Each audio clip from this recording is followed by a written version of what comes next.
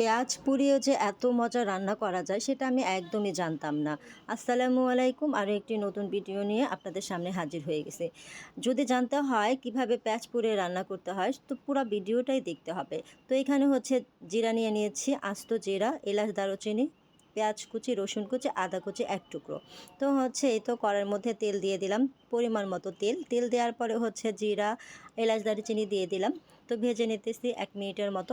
তারপরে হচ্ছে পেঁয়াজ কুচি দিয়ে দিয়েছি একটা, রসুন কুচি, আদা কুচিগুলো দেওয়ার পরে হচ্ছে এখানে আস্ত ধনিয়া দিতে হয়। তো আমাদের বাসায় আস্ত ধনিয়া ছিল না, তো সেজন্য হচ্ছে আমি ধনিয়ার গুঁড়ি দিয়ে দিলাম 1 টেবিল চামচ পরিমাণ। দেওয়ার পরে এগুলোকে খুব ভালো করে লাল লাল করে ভেজে নিতে হবে। তো ভেজে নেওয়ার পরে হচ্ছে এদিক দিয়ে হচ্ছে আমি একটা লেগ পিস হলুদ আর হচ্ছে লবণ দিয়ে মেখে রেখেছিলাম 1 থেকে 2 ঘন্টার মতো।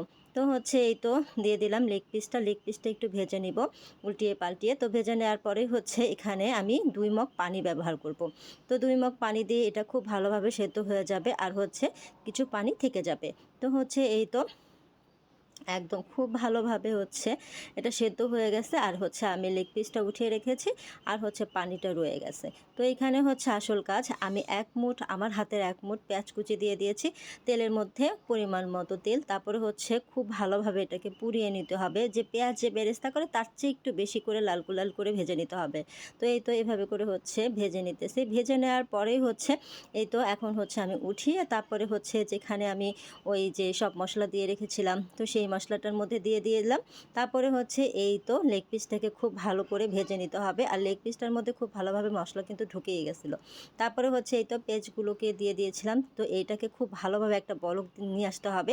তো বলক নিয়ে আসার পরেই হচ্ছে এই তো দেখুন খুব ভালোভাবে বলক চলে আসার পরে এই মিশ্রণগুলো সবগুলি ছেঁকে ফেলে দিতে হবে। তো এই তো এভাবে করে ছেঁকে নিয়েছি। তারপরে হচ্ছে এই তো দেখুন কালারটা এরকম আসছে। তো হচ্ছে এদিক দিয়ে আমি হচ্ছে 1 কাপের মতো পোলার চাল নিয়ে নিয়েছি। তো পোলার চালটাকে দিয়ে দিলাম। পোলার চালটা দেওয়ার এমনভাবে পানি দিতে হবে যাতে এই পোলার চালটা খুব ভালোভাবে ফুটে ওঠে। স্বাদ মতো লবণ দিয়ে দিয়েছি, এখন ঢাকনা দিয়ে ঢেকে দিয়েছি। তো এই তো মাঝে মধ্যে একটু নেড়ে দিতে হবে। তো নেড়ে দিয়েছি, এখন হচ্ছে এই তো খুব ভালোভাবে নেড়ে চেড়ে এটাকে হচ্ছে 20 থেকে 30 মিনিটের মতো দমে দিয়ে রাখবো। তো হচ্ছে এই তো এখন দেখি কি অবস্থা, একদম চালটাও খুব ভালোভাবে ফুটে উঠেছে। তো এই তো এখন হচ্ছে, আর এটা খুব ঝরঝরে একটা পোলাও রান্না করতে হবে, কোনো দানা দানা থাকতে পারবে না, দলা দলা। তো এই তো হচ্ছে আমার রান্নাটা প্রায় হয়ে গেছে। তো রান্নাটা হয়ে যাওয়ার পরে তো এখন হচ্ছে সবাই মিলে খাবার পালা। তো হচ্ছে আমি একটা প্লেটে সুন্দর করে সার্ভ করে নিয়েছি। এখন আমরা হচ্ছে সবাই মিলে খাইতেছি। ভিডিওটা যদি ভালো লেগে থাকে প্লিজ লাইক কমেন্ট শেয়ার করে প্লিজ পাশেই থাকবেন।